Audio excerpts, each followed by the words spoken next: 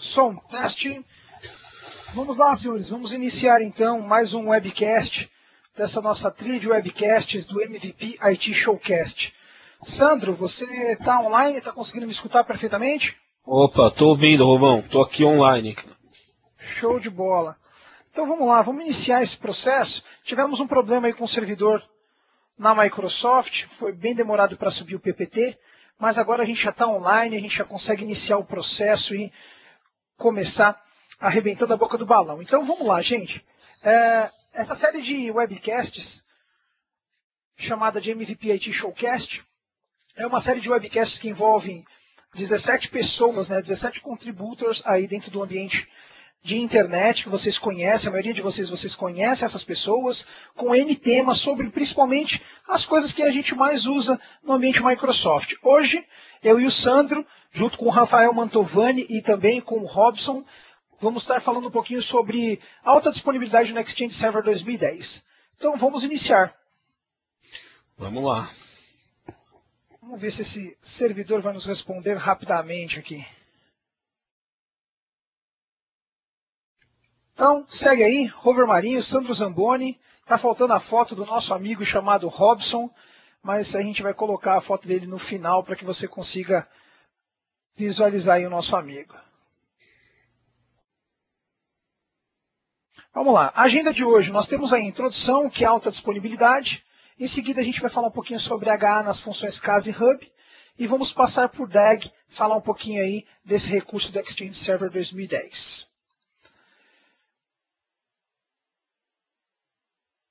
Introdução. Vamos falar um pouquinho aí sobre alta disponibilidade, então.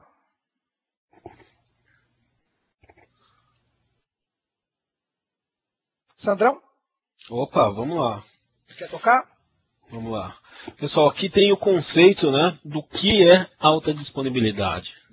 É um termo totalmente abrangente. Nós sabemos que alta disponibilidade hoje em dia envolve desde a rede elétrica, como links redundantes, e está aí a definição, o que seria uma solução dentro aí das premissas de mercado para que você sempre tenha menos tempo de downtime. A ideia é que esse downtime, se houver, não impacte na produção aí e, consequentemente, na evolução dos seus negócios. Show de bola.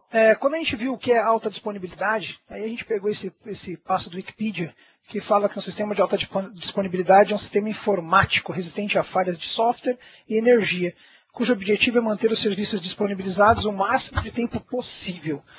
A gente começa a pensar um pouquinho, não só no Exchange Server, mas tudo o que o Exchange representa e também toda a questão de downtime e principalmente em atingir o negócio do cliente.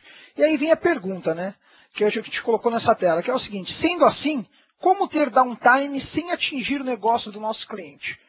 Então, geralmente, nós temos downtime quando nós paramos um servidor ou derrubamos esse servidor da produção e aí gera aquele barulho abusivo. Então, a alta disponibilidade é literalmente isso.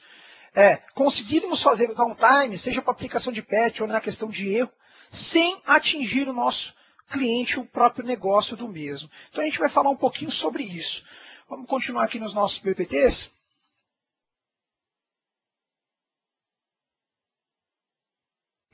Falar um pouquinho sobre funções a alta disponibilidade. É isso aí. Aí nós temos as funções, pessoal, do Exchange Server.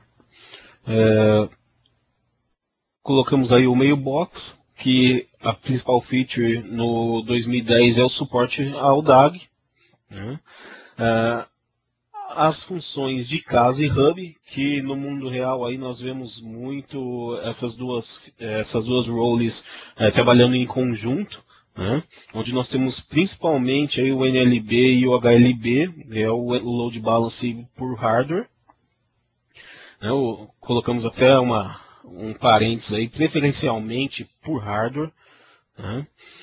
Temos também a role de Edge e Unifying Messenger através de Road Robin, e suporte aí também ao gateway de VoIP que tem outras features também de alta disponibilidade.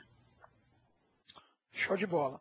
Uma coisa que é importante, nós vamos falar um pouquinho, é que tanto no TechEd desse ano, em 2012 em Orlando, quanto no TechEd de 2010, o Steve G, muita gente conhece ele, segue os blogs, e aí acaba conhecendo um pouquinho dele, ele fala muito sobre a questão de Network Load Balance e sobre Hardware Load Balance. E é sobre isso que a gente vai começar a brincar nesse momento. Vamos lá, olha só. Windows Network Load Balance. Então, eu coloquei uma imagem para vocês terem ideia daí do nosso amigo chamado Windows NLB. Né? Nós temos aí o K-Server com IP01 e com IP02. Então o cliente faz uma solicitação, o próprio Windows recebe essa solicitação e através do serviço de Network Load Balance, ele faz a distribuição em cima dos seus clientes. Seja ele CAS ou seja ele Hub, isso não importa. O que acaba importando para nós é que o serviço, ele é um serviço rodando em cima de um sistema operacional. Então, ali do lado você pode ver a história do Load Balance, mas uma coisa que é interessante, quando a gente roda o Windows Load Balance, né, o próprio NLB, algumas coisas são interessantes. Um processo que também é bem interessante são as desvantagens que o Windows NLB pode causar dentro do ambiente com o Exchange Server rodando o caso Hub. E essas desvantagens têm que ser levadas em consideração. Porque muitas pessoas acham, mas eu tenho um NLB, eu vou trabalhar com ele que é gratuito através da minha licença de Windows, mas esquece de toda a performance do ambiente. E nós listamos não só a história do Load Balance, que você pode acompanhar aí ao lado direito do PPT, mas também listamos as coisas que podem ocorrer, que está aí no nosso próximo PPT, que eu vou demonstrar para vocês nesse momento.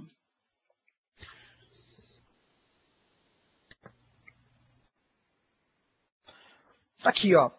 Então, a parte de port flooding, quando usado no Mode Unicast, ou seja, você tem um tráfego violento em cima desse produto, não trabalha com Service Aware, ou seja, se você quiser fazer uma verificação do serviço, ele não valida.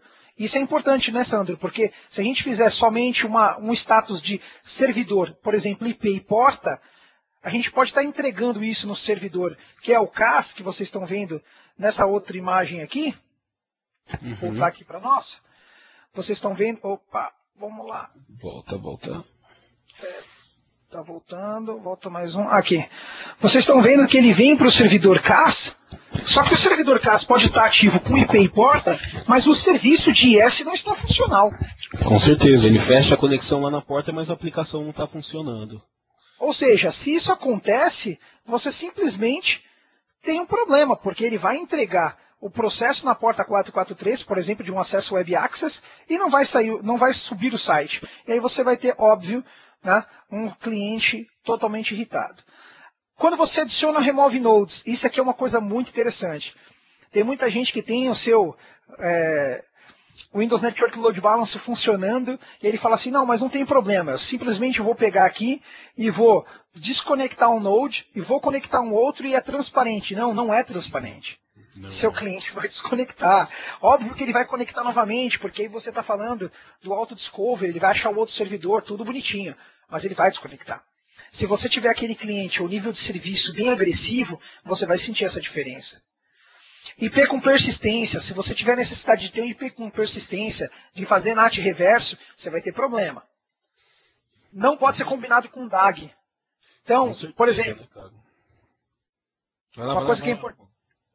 Vamos lá. Uma coisa que é importante, não pode ser combinado com DAG. Então, veja bem, se você tem um servidor trabalhando com Network Load Balance, e você nesse mesmo servidor quer instalar a função de mailbox, e quer posteriormente trabalhar com a LNDAG, não é possível, porque você estava misturando o cluster de Windows com o cluster NLB. E os dois no mesmo host não tem suporte. E essa é uma pergunta clássica, né, cara? O pessoal sempre pergunta, poxa, eu tenho lá um servidor com todas as funções, posso colocar 2 e habilitar o DAG? Pode. Ah, posso habilitar o Load Balance também? Não, não pode, só se for por hardware. Isso aí é uma grande modificação, né? Isso aí já vem desde antigamente. E aí os dois últimos, que é importante, dificuldade na escalabilidade e a Microsoft não recomenda. Então as pessoas perguntam assim, sério, Rodrigo, isso é verdade? A Microsoft não recomenda? Então a gente tem aí o Steve G no blog dele, tá aí o link para vocês darem uma olhada nesse link falando sobre NLB. Queria até falar um pouquinho, nós estamos com um former MVP na linha, que é o Rodrigo Rodrigues aí, trabalha comigo. Ele que me passou esse link na parte de Exchange Load Balance. Nós tivemos um problema gigantesco dentro de um cliente e ele acabou resolvendo o problema baseado nessa documentação. Então é a documentação que a gente usa no dia a dia, tá ok? Vamos lá, Sandro. Vamos falar então de Hardware Load Balance. Toca aí? Beleza. Vamos lá. Pessoal, Hardware Load Balance baseado, né, como o próprio nome diz, em appliance, né? Nós temos N appliances de load balance no mercado, cada um com funções aí espetaculares e uma outra vantagem, né? Você tem um hardware voltado para essa função, né? Então, é altamente performático, eu diria que infinitamente mais performático do que uma solução baseada em software, como o load balance que nós temos aí no Windows. Né? Então nós temos lá, claro, nós temos, como eu disse, particularidades de cada fornecedor, né? Nós temos outros quesitos para, por exemplo, ter aí a conectividade, o link state, né? Para checar o link state aí dos servidores, como nós podemos descrever, tem alguns appliances que conseguem identificar, fazer uma requisição lá para verificar se o OWA está respondendo realmente, né? E não somente aí dando um ping ou fazendo um telnet na porta, né? Então nós temos aí algumas configurações, como por exemplo a persistência, né? Nós podemos temos várias formas de distribuir esse balanceamento, né? Com porcentagens e etc. O intervalo também, e tem aí o offload aí de SSL. São algumas features que nós encontramos, né, nesses appliances, né? Claro que, mais uma vez salientando, muitas dessas features aí nós temos aí, muito particular de cada fabricante. Uma coisa que é importante citar é que hoje, quando a gente fala de Hardware Load Balancer, nós temos N fabricantes no mercado. E muitos desses fabricantes, não vamos citar o nome deles, enfim, mas muitos desses fabricantes hoje já têm a solução de Load Balancer através de ambiente virtualizado, ou seja, o cara te entrega uma VM e nessa VM você consegue fazer a parte de balanceamento. Claro que o teu sistema de virtualização, seja ele Hyper-V, seja VMware ou seja Zen Server, ele precisa ter suporte a isso. Mas é uma solução que barateia, né? Caso você tenha necessidade de implantar e queira fugir um pouquinho do nosso amigo chamado Windows Network Load Balance, você tem um recurso também através das máquinas virtuais dos fornecedores. Vamos lá. Vamos tocar o barco aqui então.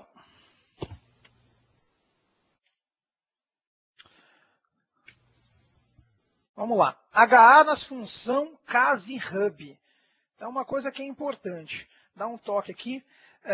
Quando a gente tem, né, alta disponibilidade nas funções de CAS e de Hub, aí eu coloquei alguns pensamentos ou umas perguntas, que é assim, tanto no HLB, né, que seria no Hardware Load Balance, quanto no NLB, não se checa serviço, apenas conectividade. Por default, a checagem de serviço, né, o teste Service Aware, ele não é feito. Então você tem que, no momento que você está comprando isso de um fornecedor, ou você está configurando isso, é necessário que você conheça os parâmetros para que cheque e teste também o serviço. Não só a porta 443, a porta 80, ou seja lá qual porta você queira, mas também teste o serviço. Isso é importante. Aí eu coloquei HLB ou NLB. Né? O que é melhor? Então, no HLB existe um hardware responsável por encaminhar a solicitação. Né? Você vai ter o appliance. E aí todo o processamento de rede, toda aquela questão de rede está em appliance. É o appliance que vai tomar conta. HLB ou NLB? A Microsoft prefere que você utilize HLB, assim como eu e a maioria dos consultores, a gente acaba preferindo HLB por ser mais performático, por trabalhar de forma mais concisa, não que o NLB não funcione, mas no ambiente de grande porte, a gente acaba destituindo a parte de rede do Windows e colocando isso para trabalhar dentro de um appliance. Okay. Aí embaixo nós colocamos, né, não é indicada a utilização de NLB. A gente bate nessa tecla Porque não é uma, não é duas, são vários clientes que tentam instalar o NLB por questão de custo. Então, como a gente já falou, existem sistemas que fazem load balancer através de VMs de fornecedores de terceiros que funcionam e funcionam muito bem. Então, vale a pena você buscar essas informações, buscar isso no mercado para que você se mantenha atualizado. E é importante também manter a alta disponibilidade dessa VMware, né? A VM tem que ter alta disponibilidade, senão, sem chance. Vamos lá então, senhores. Agora a gente vai entrar na parte que eu creio que é uma das mais interessantes desse webcast, que a gente vai falar um pouquinho sobre DAG. Então, esse recurso que é tão interessante, muitos usuários não conhecem, muitos utilizam, mas poucos sabem todo o conhecimento que esse recurso pode trazer. Então, vamos falar um pouquinho sobre isso. Nós vamos falar sobre uma introdução ao DAG. Em seguida, a gente vai falar de pré-requisitos para DAG. Vamos falar de Active Manager. Vamos falar de seleção da melhor cópia, né, o Best Copy Selection. Vamos falar de DAC. E em seguida, vamos falar um pouquinho sobre cenários para DAG. Então, vamos lá. Sandrão, faz uma introdução aí. Eu vou batendo aqui. A gente fez umas perguntas com algumas respostas, né? Então, faz a pergunta e eu lanço a resposta para a galera. Poxa, perguntas clássicas, hein, pessoal? Perguntas clássicas, né? Com relação à versão do Exchange, né? Podemos ter DAG em servidores Exchange com a versão Standard? Resposta, sim. Né? Podemos aí, nós temos a limitação da versão, são 5 databases, né?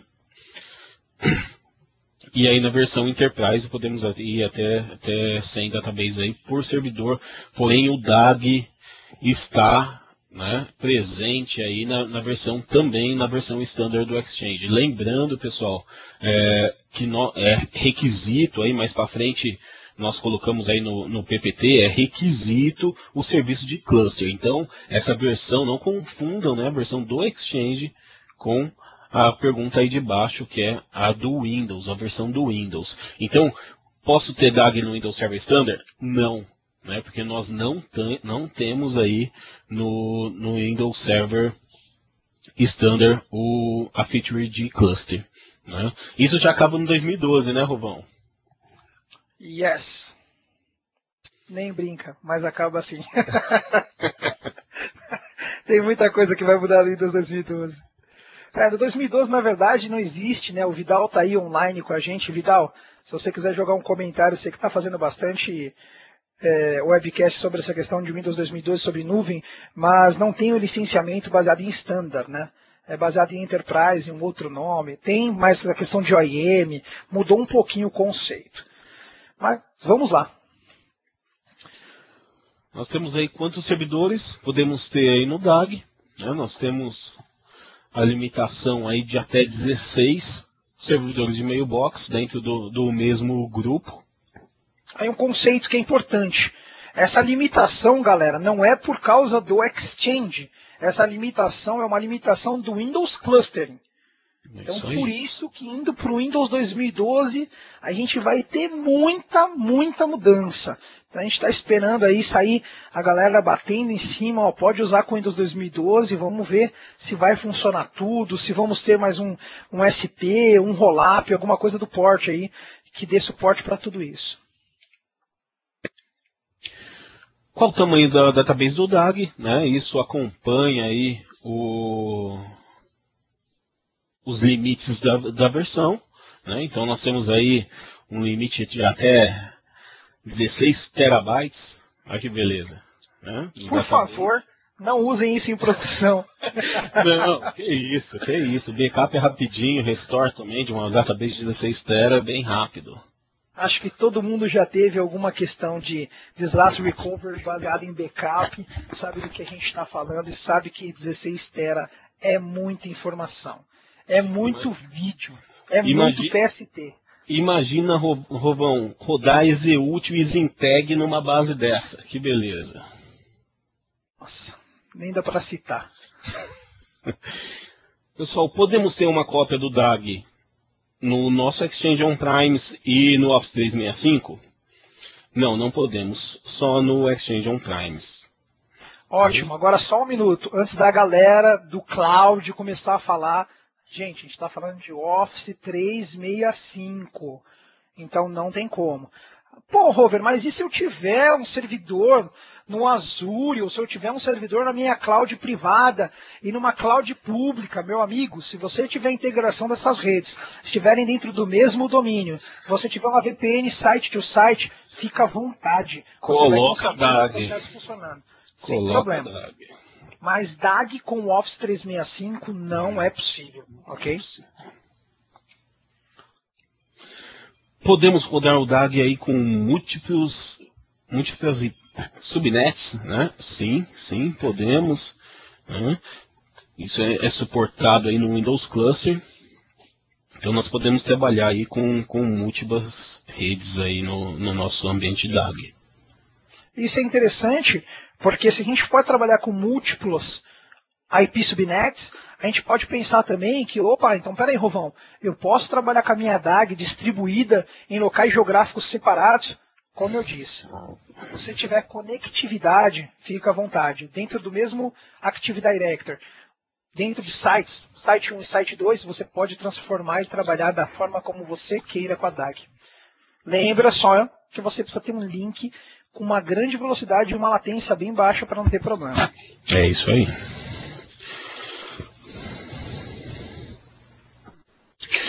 Podemos ter aí mais de um DAG aí por site do Active Directory? Sim, pessoal, nós podemos, né? Como nós colocamos aí na resposta, né? A única limitação aí por site seria a parte de array de caça. Show de bola. Então vamos lá, vamos continuar falando mais um pouquinho sobre introdução ao serviço de DAG. Então, um recurso importante, o conceito, o Exchange 2007 introduziu o conceito de Database Portability. Né? Portability. Então, assim, esse conceito não morreu, mas no Exchange 2010 a gente começa a trabalhar com um conceito de Database Mobility. Ou seja, eu não tenho só mais a necessidade de portar uma database de um servidor para o outro, mas agora eu consigo fazer que uma database que está no servidor A consiga ir para o servidor B com o mesmo GUID, com o mesmo Identify. Fazendo isso, eu não tenho mais desconexão de servidor. E é o grande segredo da DAG, ou seja, o cliente está conectado na database, se essa database, o servidor propriamente dito, ele cai, ele tem algum tipo de desastre, ele automaticamente, a base passiva sobe, e ela subindo, nós conseguimos conexão. Então é um recurso assim excepcional e muito interessante. E o mais legal, ele é funcional. Não é só aquela coisa que a gente fala, ó, isso aqui é bacana. Não, ele é funcional. A gente tem clientes trabalhando e funcionando muito bem em cima disso. Algum comentário, Sandro? Não, perfeito, cara. Então, o foco aí da conexão, como está aí descrito, né, o ponto de referência é o GUID do database e não do servidor. Né? Então, não importa aí em qual máquina esse cara vai estar ativo. É isso aí. Show de bola. Vamos lá. O que mais que a gente tem? Pré-requisitos para DAG. Olha, isso cai na prova, hein? É verdade. Manda ver. Então, olha só, pessoal. Nós temos aí Dynamic Update, né, do DNS. Nós precisamos aí conhecer aí o nosso servidor. Né? Os servidores que vão fazer parte desse DAG têm obrigatoriamente que estar no mesmo domínio. Né? Não é suportado o DAG em um Domain Controller, então o pessoal que gosta de colocar Exchange junto com o Domain Controller, com ISA Server, TMG, tudo numa feature só, aí já não vai rolar o DAG. Né? O nome, né, do grupo, ele tem que ter até 15 caracteres no máximo. O Witness Server, né, é obrigatório o servidor que vai hospedar aí o quórum, lembrando que esse servidor não pode ser um membro do DAG, certo, Rovão? Perfeito. Pré-requisito de hardware, né? Então nós temos aí o storage, disco para gravação.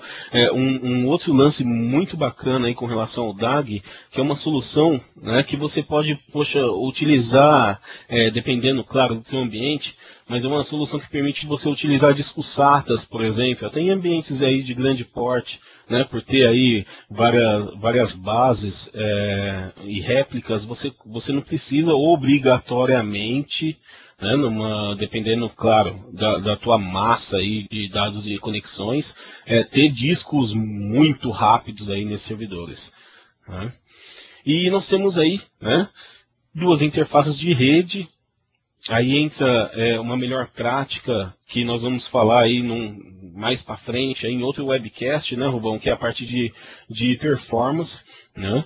Então, preferencialmente você ter duas interfaces de rede, uma para a rede de Heartbeat, né, onde você vai habilitar a replicação do DAG, e uma outra, a rede de gerenciamento, né, coloca lá a rede MAP, né, que vai ser utilizada aí para conectividade com o teu ambiente.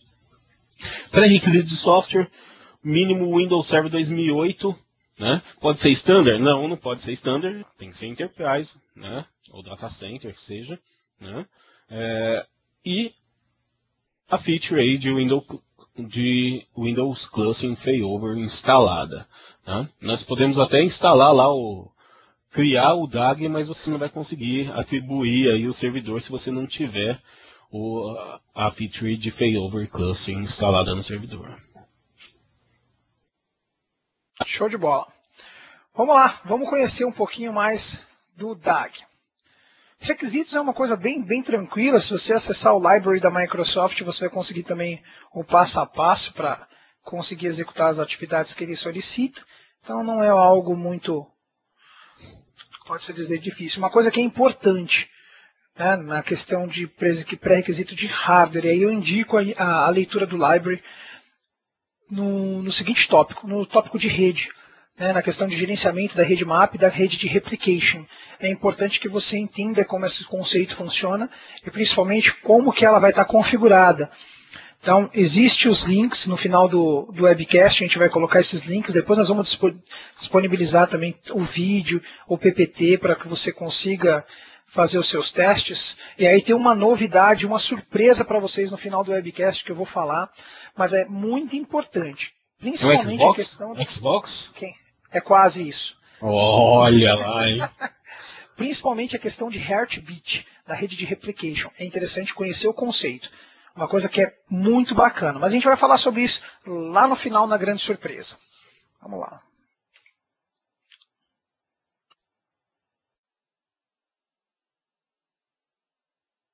Active Manager. Olha aí. Pode-se dizer que esse é o cara, né? Eu coloquei a seguinte frase aí no nosso PPT. Active Manager, ele é o maestro de todo o trabalho que acontece com a DAG. Então, poucas pessoas conhecem o Active Manager ou sabem para que ele serve.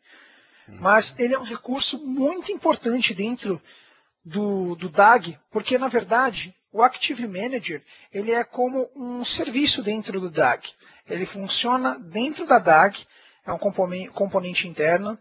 Por que ele é importante? Porque ele visualiza e armazena as informações dentro do File Share Witness, ele faz toda a verificação dessas informações, ele provê informações para os Active Manager Clients que estão rodando em outros servidores como CAS e Hub. Ele verifica o serviço de replication em todos os servidores Mailbox DAG. Ele avalia se esse serviço está no ar ou não. Ele verifica se isso está funcional ou se não está funcional.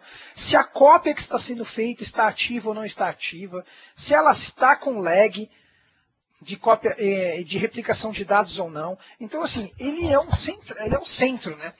Você consegue fazer muita coisa entendendo como o Active Manager funciona. Então, esse é um recurso importantíssimo, principalmente se a gente está falando de DAG, utilizando sites do Active Directory em topologias separadas. Então, você vai utilizar muito o recurso de Active Manager. A gente vai falar bastante sobre esse recurso agora.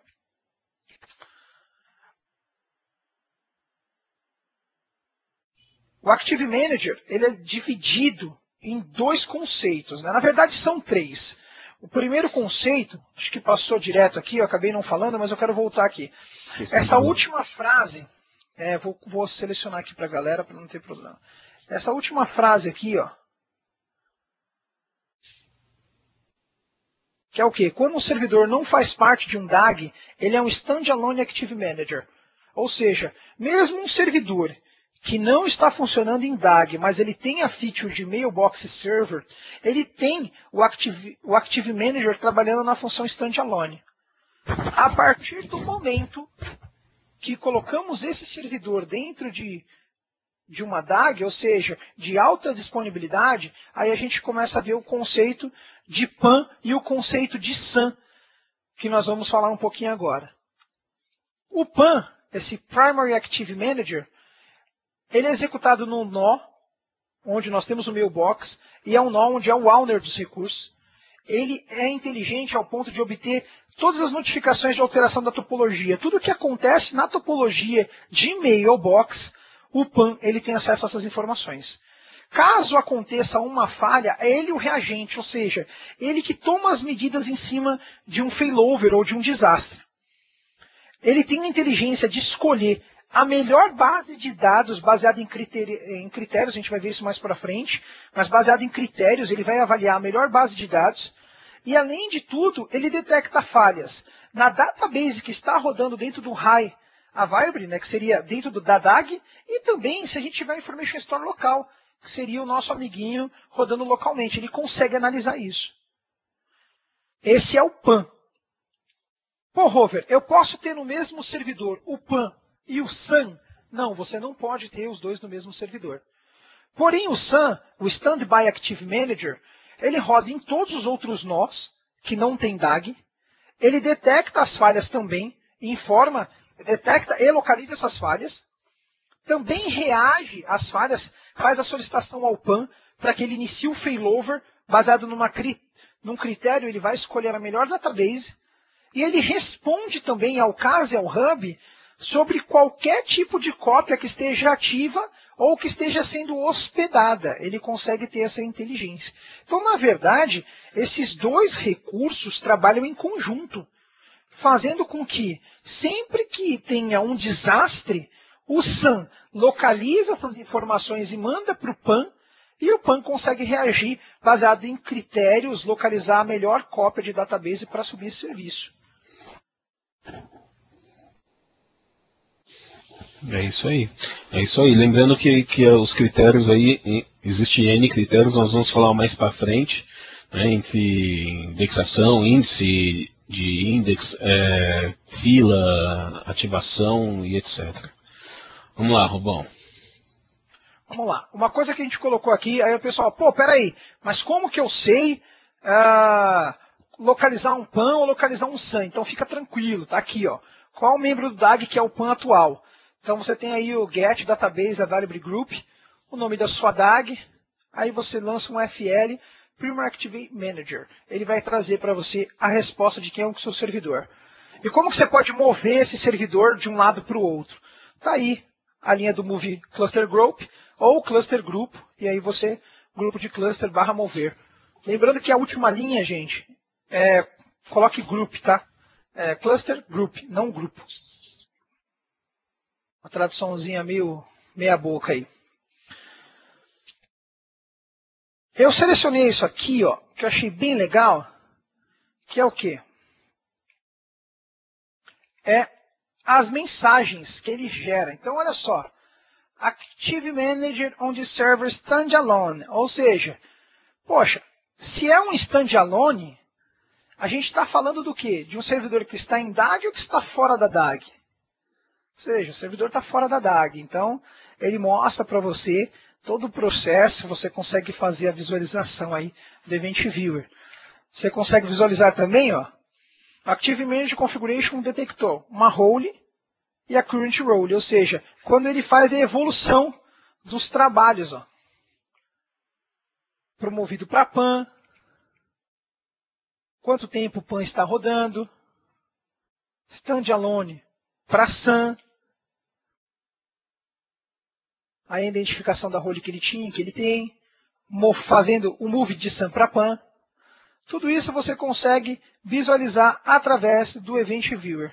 E aqui, Active Manager de spam para SAM. Quando a gente faz, por exemplo, aquele move que nós citamos anteriormente. Ele vai gerar essa mensagem para a gente. Vamos lá. Best Scope Selection. Sandrão.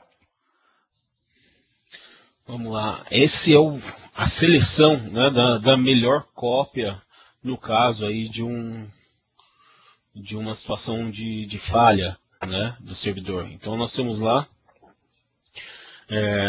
seria aí a primeira, catalogar aí quais são as cópias disponíveis, né? O Active Manager ele vai avaliar essa cópia, no caso de falha, baseado em alguns critérios, né? Nós vamos falar um pouquinho nos PPTs aí mais para frente. Tá?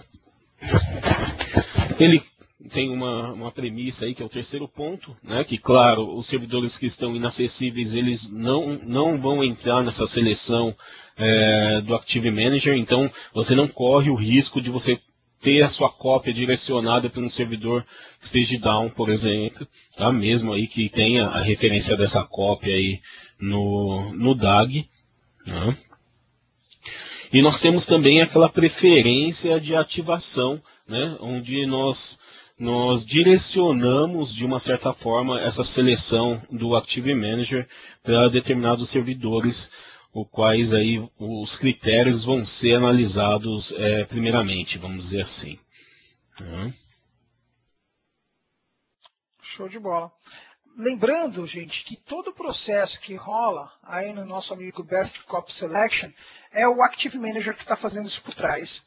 Né? Toda a inteligência está sendo entre o PAN, entre o SAM, o Active Manager tomando conta de todo esse controle. Aí um processo que é bem interessante, a gente pode falar aqui embaixo, são os critérios. Né? Então a gente nomeou de 1 a 10 os critérios, tanto de fila de cópia, quanto de replay queue, né, de logs que estão entrando aí na parte de verificação e de validação.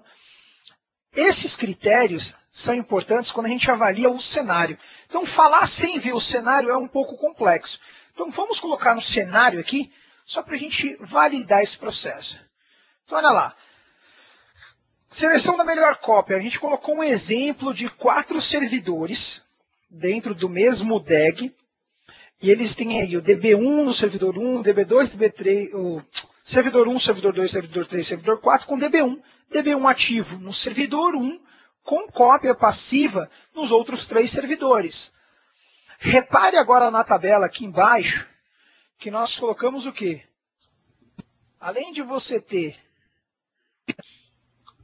cada uma dos databases, a gente tem um Activation Preference. Recurso esse que é possível ser alterado, ok? Poxa, Rover, como que ele faz isso automaticamente? Conforme você vai inserindo servidores dentro da DAG e você vai fazendo com que eles virem servidor cópia, ou seja, passivo, tem uma base passiva de DAG ali dentro, ele vai colocando o Activation Preference, mas é possível você alterar isso também. Repare que nesse momento nós temos aqui, olha só, o DB1 ativo no server 1, e esse DB1, ele vai ter um probleminha. Ele acabou de sair fora do ar.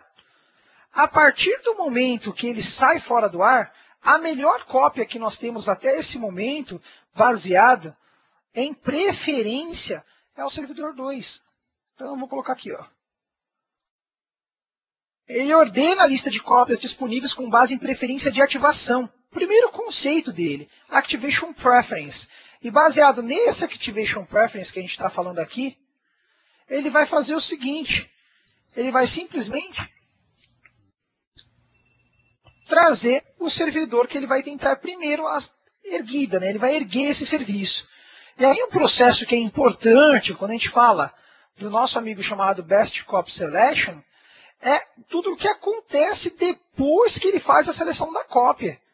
Então, assim, que seja bem interessante esse processo.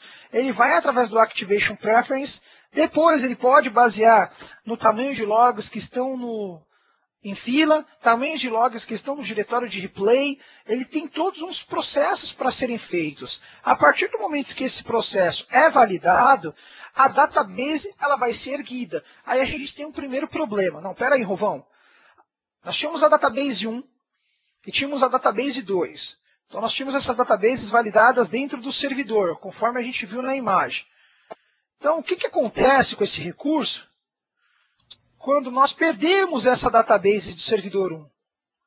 Repare que o servidor 2, o servidor 3 e o servidor 4 eles estão com as databases ativas. Porém, na preferência de subida, está obrigatoriamente a subida da nossa database que está no servidor 2. Ele vai fazer a checagem de log, e a partir do momento que ele faz a checagem de log, ele sobe essa database, desde que ela esteja em health, e após isso ele tem tarefas a serem executadas. Que tipo de tarefas que ele tem para ser executada? Vai lá, Sandrão, vai no transporte olha só, pra gente. Transport Dumpster, pessoal, esse é um recurso fantástico, nós tínhamos aí desde o Exchange de 2007, o Transport Dumpster, né, que seria a checagem aí das mensagens que realmente foram entregues ou não aí para os servidores de mailbox. Né? Essa checagem é feita junto aos servidores de Hub Transport. E, Rubão, deixa eu fazer uma pergunta, eu não estou lembrado, a gente vai falar também de Shadow Redundance? Não.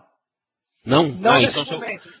Tá, não nesse momento, mas a gente vai falar num outro webcast. Mas dá um tópicozinho tranquilo. Então, o Transport Dumpster, ele é um recurso bem bacana, principalmente aí para você garantir a mensagem entregue na caixa do usuário, do recipient, né? Porém, aí, rapidamente, pessoal, como não vou me estender, no Exchange 2010 nós temos aí também o Shadow Redundance, né? Que o que acontecia? No 2007 nós tínhamos o Transport Dumpster que conseguia manter aí essa certa disponibilidade para você ter essa segurança que a mensagem estaria lá no caso, né? Isso é feito com a jogatina, aí, vamos dizer, dessa forma de cache, né? Para que no caso de uma falha, ou por exemplo, num ambiente clusterizado, tá? Isso eu estou falando de forma geral, não só no 2010, mas também no 2007, para que o nó ativo lá se recomponha, né? O nó que estava passivo se tornou ativo, esse meio tempo aí, você não perca essas mensagens, né? E aí o que acontecia? No 2007 nós tínhamos ainda um problema das mensagens que estavam transitando, né, pela organização. Né, e nós não tínhamos aí uma disponibilidade dessas mensagens aí com o Exchange de 2010, né, desde que você tenha 2 ou mais servidores SMTP que suportem. Aí nós temos o Shadow Redundance, que você tem aí uma cópia dessas mensagens enquanto elas estão nesses hopes aí de entrega. Né, então é muito difícil aí você perder essa mensagem, né? Então você pode ir lá e derrubar lá o seu servidor de Hub Transport, né? E você ter as mensagens que estavam na fila desses caras sendo entregue por outros servidores Hub Transport, porque esses caras vão ter lá, né, a redundância de sombra, né, dessas mensagens. Ah, beleza, depois a gente fala disso. Só um toque, já que o Sandro tocou, deu o startup nesse assunto, nós vamos ter uma série de 5 webcasts, depois falando só sobre design de transportes. A parte 1 vai falar sobre transporte de mensagens, a parte 2 sobre message throttling, a parte 3 sobre backpressing, a parte 4 sobre shadow redundance e a parte 5 sobre transport dumpster. Então a gente vai estar falando sobre todos esses recursos aí logo depois do nosso MVP IT Showcast. Tem muita coisa para queimar. Vou querer assistir, hein, mano. Esse aí vai ser bacana, mas tem muita coisa para queimar ainda. Vamos Beleza. lá. A parte de geração de log, né? Então nós temos aí a geração exatamente da mesma sequência aí, de logs, tá? E aí a cópia, né, antiga e vigente, que vai ser recuperada no nosso novo servidor que vai assumir, né, depois da análise desses requisitos aí, a subida do database. É importante também frisar, pessoal, que aquela preferência de ativação, né, como nós já falamos, mas eu vou frisar, não significa obrigatoriamente que é aquele servidor que vai ser ativo. significa que aquele servidor vai ser o primeiro a ser avaliado aí, na topologia de DAG, vamos dizer assim. Tá? Então, como o Rover disse, se tiver em health, aí a base desse cara é ela que vai subir. Mas caso não, mesmo que a preferência seja do cara, ele tem que passar aí por essas premissas. Show de bola. Vamos lá então. Esse é o nosso amigo chamado Best Cop Selection. Opa, vamos entrar no grande Data Center Activation Coordination. Galera, reparem que a gente está falando só sobre DAG. Falamos sobre introdução ao serviço, pré-requisitos, falamos sobre Active Manager. Lembre que a gente falou do standalone do Active Manager, um resumo rápido, que é o servidor que não está em High Availability, mas ele tem a função de mailbox instalada. Se ele estiver em High Availability, a gente está falando dele tendo o PAN e o SAN. O PAN, que é o serviço primário, e o SAN, que seria o nosso serviço secundário, em todos os outros nós que não seja o nó primário. O nó primário, ele é owner de todos os recursos do cluster. O nó secundário, ele faz todas as tarefas, como nós já falamos. Falamos de Best Cop Selection, que seria a seleção da melhor cópia, baseada em critérios que ele utiliza. Esses critérios podem ser através de ativação, N critérios, é uma lista enorme de critérios. E agora nós vamos falar em cima do DAC, que é o Data Center Activation Coordination. Primeira coisa que a gente precisa quando a gente vai falar de DAC. Para que eu vou usar esse camarada? Então, peraí. Rover, eu vou usar DAC todas as vezes que eu estiver trabalhando com o meu Exchange? Sim e não. Você vai usar DAC principalmente quando você estiver falando de data centers, ou seja, eu tenho uma perna do meu Exchange Server no Data Center 1 e tenho uma segunda perna do meu Data Center do meu Exchange no Data Center 2. Então a gente vai estar falando de DAC. O DAC, ele é um componente dentro da DAG. Ele faz a análise do quórum, fazendo viabilidade de quem está com a prioridade ou não. Ele consegue validar os pontos de montagem baseado nos membros. E uma coisa que é importantíssima, ele permite que você faça o que a gente chamamos de Data Center Switchover, que é o quê? Fazer um move de todo um data center que está no servidor 1 para o data center que está no servidor 2. Ponto importante. Se uma pessoa que está conosco, trabalhando conosco nesses webcasts, que é o Robson Silva, ele trabalha no suporte de uma grande empresa de tecnologia, que ele não pode falar o nome nesse momento. E ele vai falar um pouquinho para a gente, nesse momento, sobre um recurso excepcional do DAC, do Data Center Activation Coordination, que é o nosso amigo chamado o DACP. Robson, você já está online? Opa, boa noite, Rubão, tudo bem? Tranquilo, manda ver, meu camarada. Então tá bom. Boa noite aí, pessoal. Vamos aí falar um pouquinho do DACP, como o Rubão falou aí pra gente. Isso aí consiste basicamente, ele nasceu por quê? Para evitar o split brain. O que seria isso? Por exemplo, você tem um site, ele faz failover para o outro. No momento que ele fez failover, ou você decidiu fazer o failover, o que aconteceu? O primeiro site provavelmente faltou energia, alguma coisa que disponibilizou o seu servidor de Exchange. Consequentemente, você decidiu ativar aí o seu site Resilience, o seu backup site. Tudo bem, você ativou, está tudo funcionando no seu site backup, beleza. De repente, retoma-se a energia que estava faltando no site principal. O que o seu site principal vai tentar fazer? Ele vai iniciar o seu servidor de Exchange, ele vai ver que ele tem a maioridade dos nós, ele tem o majority do quorum, ou seja, ele tem, por exemplo, 2 membros de um DAG e mais o File Share Witness. Com isso, ele tem a maioridade dos nós, do quorum, aliás. Com isso, o que ele vai tentar fazer? Subir as databases. Porém, o que a gente vai acontecer aí? Eles vão colidir, porque nesse momento, suas databases estão montadas no site de Resilience, então todo mundo já está acessando ele, está todo mundo acessando. Isso é chamado de split brain, que é quando um cluster aí ele se choca, um nó se choca com o outro, por conta disso que foi criado o DACP. A ideia dele qual é? Todo o DACP, quando ele é inicializado, ele sobe com o valor 0.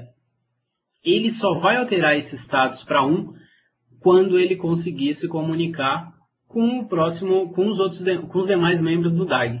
No caso aí de um site backup e um site principal, o site principal voltou a energia, ele subiu.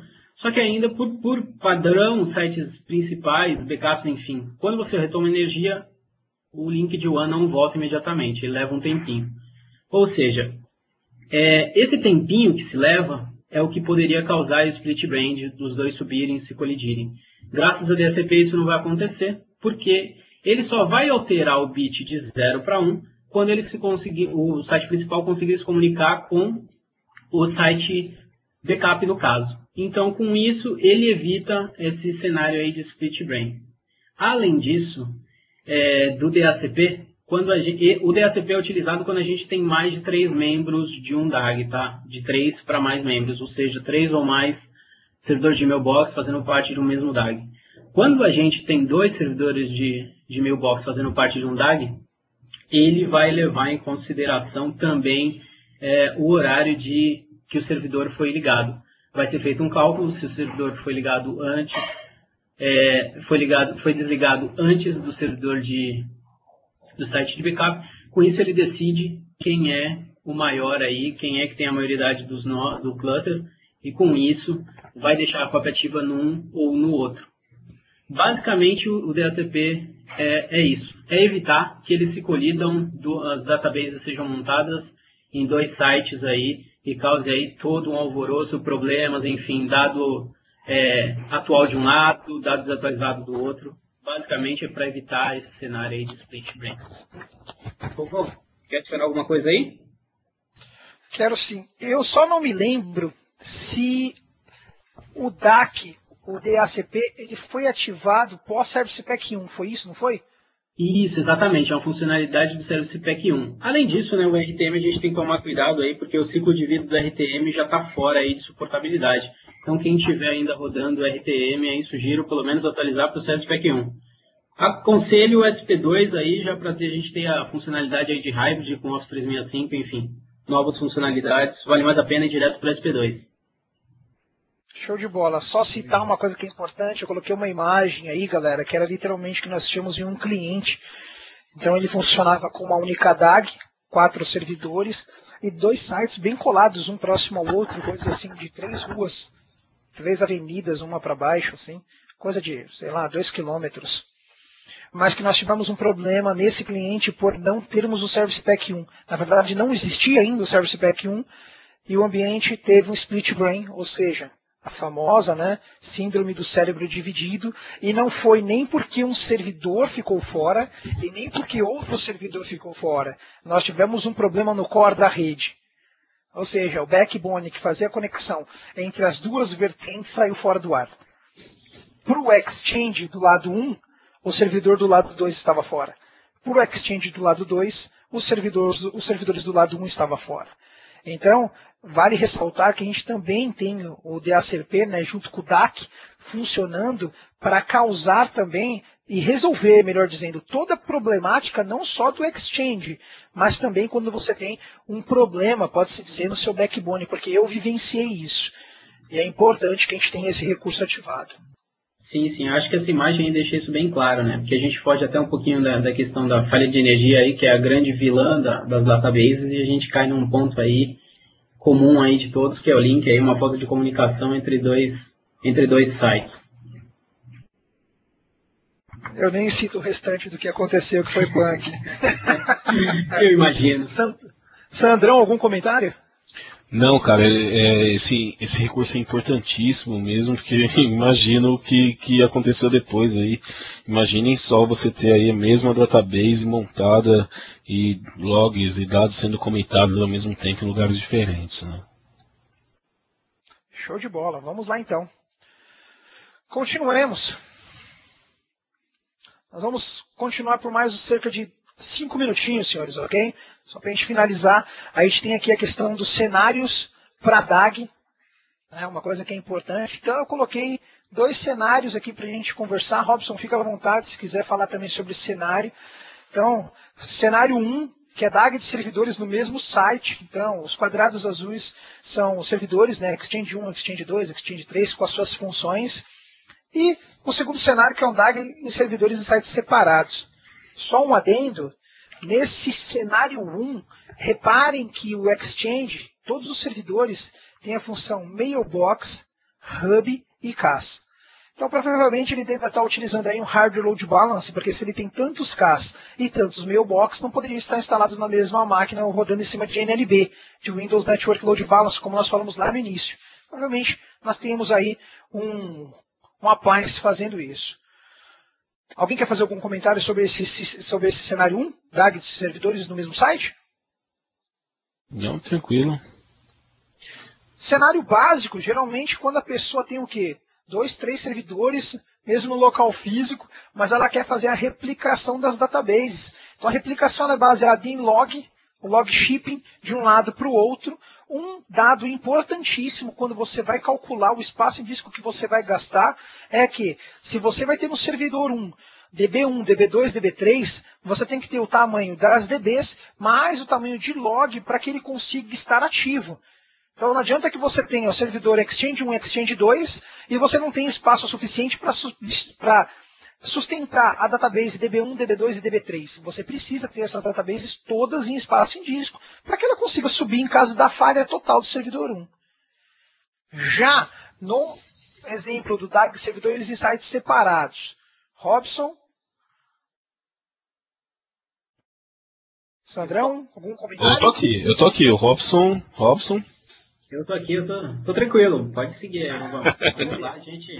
Perguntando que a gente Qualquer adendo aí a gente coloca. Show de bola. DAG em servidores sites separados. Importantíssimo. Aqui é bem o recurso que a gente estava falando sobre o DAC. Ou seja, eu tenho um site em Redmond, tenho outro site em Portland, e aí eu tenho databases que estão se cruzando entre os servidores. Então, esse é o cenário para nós utilizarmos DAC e DHCP.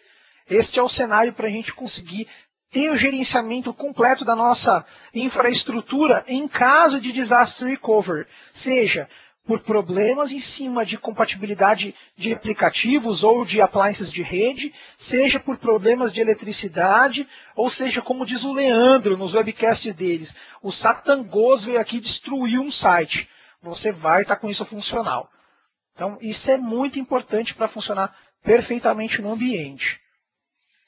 Sim. O Rover, eu queria fazer só um comentário. Você falou de sizing aí, de database. É importante também, né? É algo que nós, por incrível que pareça, pegamos aí no dia a dia e em redes até de grande porte, o pessoal não faz o sizing corretamente dos subsistemas do servidor mesmo, processador, memória, para que esse servidor suporte toda a carga no caso da falha dos outros. Né? Então o pessoal divide lá, poxa, eu tenho 10 mil usuários, joga 5 mil para cada um e não pensa na situação dos 10 mil em um. Faz o size do servidor contando o ambiente distribuído e totalmente disponível. É um erro básico, principalmente, não só com relação a DAG de Exchange, mas também ambientes clusterizados de uma forma geral. Uma premissa aí básica e você acha que não vai encontrar e nós encontramos muito aí esse problema. Então tomem cuidado, viu, pessoal? Show de bola. Senhores, eu sei que todos vocês estão perguntando com relação a demos, e é com relação a isso que eu quero trazer a novidade para vocês, porque, como vocês viram, é extenso. Nós começamos o webcast às 8h08, começamos atrasados, às 8h08 já são 9h13, não tem tempo suficiente para nós trazermos todas as demos. Porém, calma que a surpresa ainda vai chegar. Vamos deixar disponível aqui, tem que deixar sempre o último, né? Eu estou dando uma de foto rara aqui agora. Download do Exchange Server 2010, o link. Exchange Server 2010 for IT Pros, Library.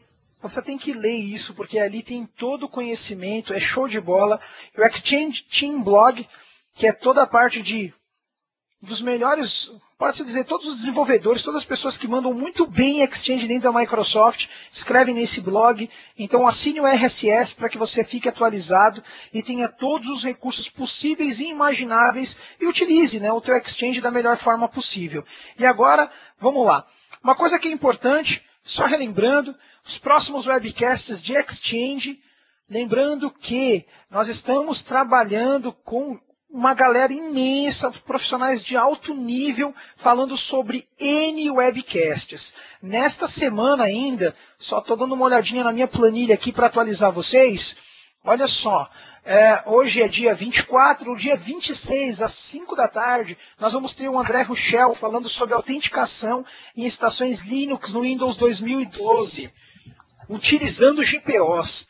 E aí, no dia 28, às 9 da manhã, vai ter o Vidal que está online com a gente, falando sobre os benefícios da nuvem privada, utilizando o System Center com Windows 2012, aquela loucura toda. Então, assim, esses webcasts nós estamos trazendo, chamados de MVP IT Showcast. Nós tentamos fazer esses webcasts para, como não vamos ter hoje, né, esse ano, o Tech Ed rolando aqui no Brasil, esses webcasts vão substituir. Para você ter acesso à grade completa, acesse mvpitshowcast.wordpress.com. Esse blog foi feito pelo Marcelo Sinsic, que é outro monstro de System Center que também está com a gente fazendo esses webcasts. E aí a grande novidade, como nós não tivemos tempo para falar sobre demos, nós vamos lançar ainda essa semana o Do It Yourself, o famoso DIT. Fizemos um DIT de Hyper-V. Essa ideia de DIT foi tida lá na casa do Vidal, comendo pizza, que é o quê? Faça você mesmo. Nós vamos em 4 ou 5 vídeos publicados num site de broadcast de vídeos. Nós vamos distribuir esses vídeos trazendo todo o conceito de DAG, utilizando o DAG, para que você consiga fazer e implementar esses laboratórios e utilizar essas séries de vídeos junto com esse webcast. Utilizando isso no seu ambiente de trabalho, utilizando isso nas suas provas na Microsoft, utilizando isso para o seu crescimento profissional. Eu gostaria de deixar à disposição de todos vocês o nosso Q-Answers, ou seja, faça sua pergunta, por favor, a gente vai estar aqui ainda por mais uns 10 minutos respondendo a tua questão, seja do teu ambiente, seja com dúvida com relação a esse webcast, seja com relação a Exchange Server. Esse é o momento que você pode usar para isso. Eu gostaria de agradecer muitíssimo a tua presença, assim, pedir muito obrigado, a gente sabe que a gente estourou um pouquinho o tempo, pedir obrigado por vocês estarem presentes aí, estarem dando feedback, estarem publicando nos blogs, no Twitter, em todas as mídias sociais sobre os webcasts do MVP IT Showcast e pedir que venham nos próximos, porque tem muita coisa boa para a gente conversar. Sandrão? Pessoal, muito obrigado aí pela presença de vocês.